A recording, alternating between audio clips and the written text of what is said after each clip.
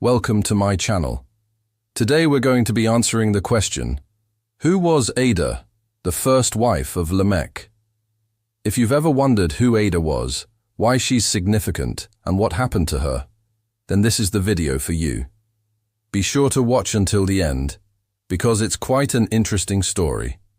In order to understand who Adah was and her significance, we have to go all the way back to the beginning of the Bible in the book of Genesis, chapter 5.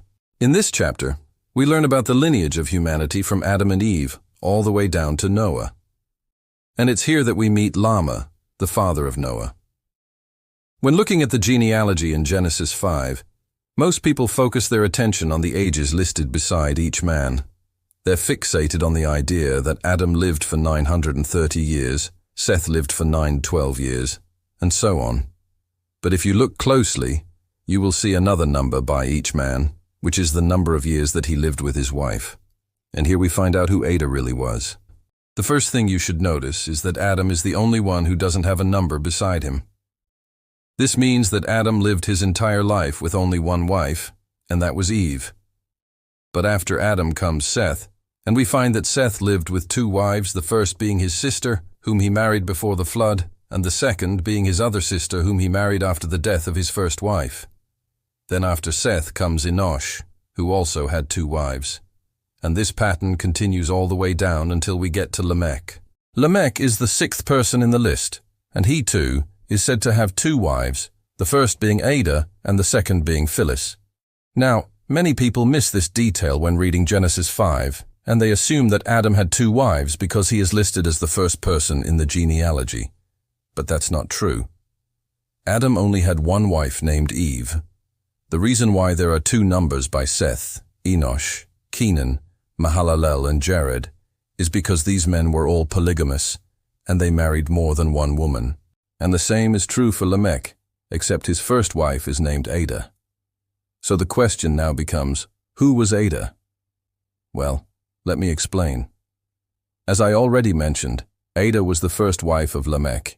She was most likely the daughter of Enosh, since the tradition in those days was for a man to marry his cousin. And according to Jewish tradition, Adah was actually the mother of the first twin boys ever born, which would make her very famous in the ancient world. Now, some people may ask, didn't Cain kill Abel, his brother, in Genesis chapter 4? So how could Lamech have twin boys after Adam and Eve had three sons, Cain, Abel, and Seth? Well, let me explain. There's a commonly held belief that the four people listed in Genesis chapters 4 and 5 are the only children that Adam and Eve had. However, that's not what the text says. In Genesis chapter 4, verse 1, it says, "The man had relations with his wife again, and she conceived and bore a son, and called his name Seth, for God has appointed another seed for her instead of Abel, whom Cain had killed." The Hebrew word translated appointed in this passage is vahid, which means to appoint, set, or establish. When you read this verse in the original language, it's clear that Adam and Eve continued to have children after Abel was killed, and Seth was just the first of them. In fact, the text states that God appointed a different offspring for Eve, so clearly Seth wasn't the only child that God appointed. He had other sons and daughters whose names we don't know, and most likely Adah was the daughter of one of these other sons.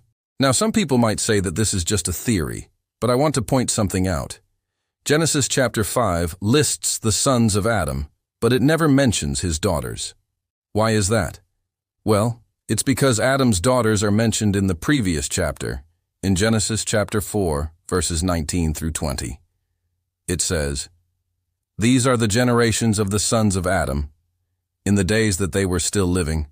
Hawa bore a son, and called his name Enoch.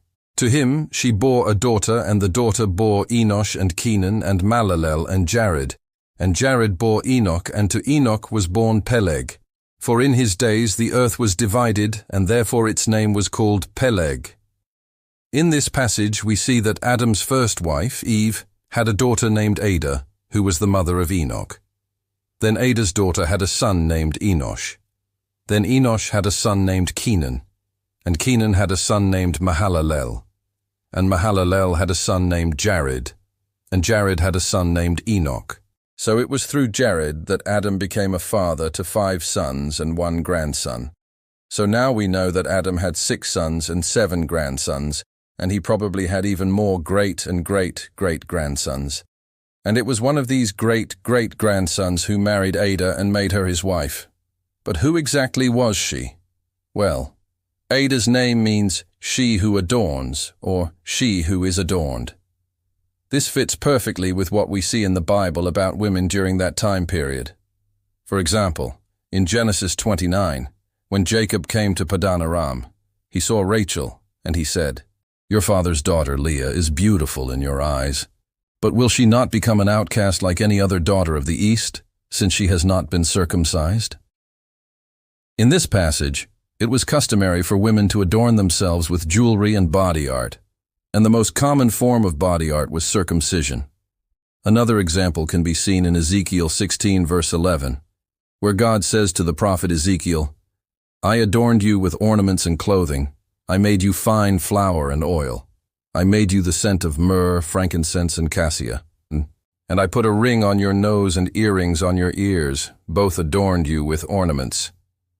Here we see that it was God himself who adorned Israel with ornaments, just like a woman would adorn herself with jewelry and body art.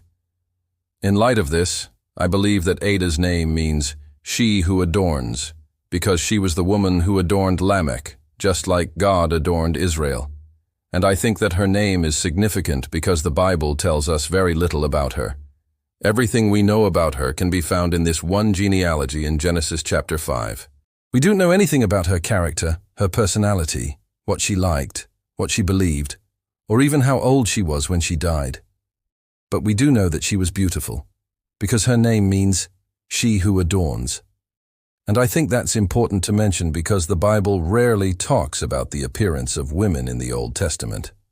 The only physical attributes that are mentioned are things like hair color, height, and weight. For example, in Judges chapter 12, Samson's mother is described as being a woman of Israel, but no other physical features are mentioned.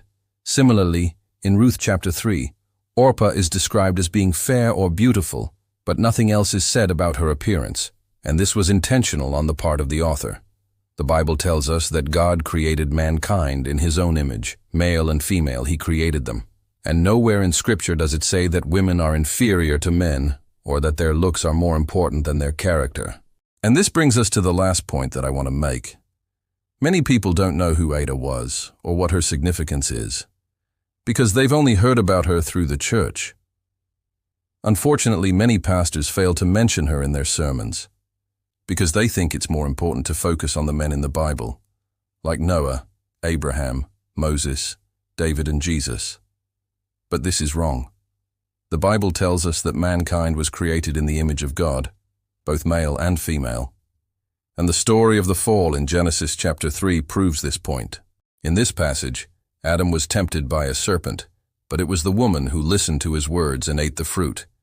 Then she gave some to her husband, and both of them sinned. So it was through the woman that sin entered into the world, and it will be through the woman that salvation will come. This is a truth that Christians need to remember. Thank you for watching this video on who Adah was and her significance. I hope that you learned something new and that you'll share this video with others. Also, please don't forget to subscribe and hit the bell notification button. Until next time, stay strong.